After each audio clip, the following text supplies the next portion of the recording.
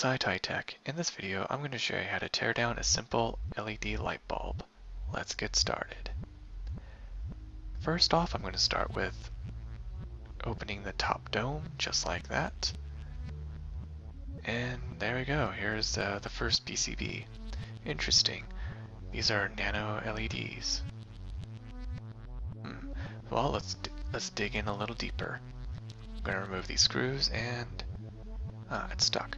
Let's go and desolder these wires, and there we go. Now it comes out. Now I'm going to go ahead and unscrew these screws to see this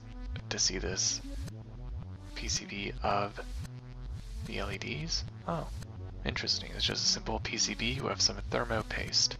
Of course, those LEDs do get super hot, so you need to keep them cooled down, and of course isolated from the circuit to prevent the circuit from overheating. Well, let's put that to the side, and let's go ahead and saw off the base of this light bulb to be able to get to the circuit board.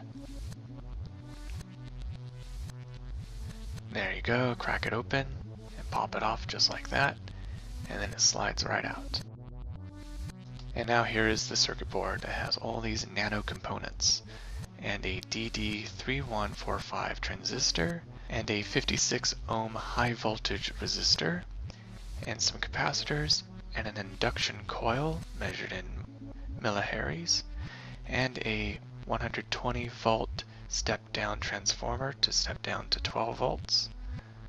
And yeah, interesting components. Let's go ahead and desolder these components.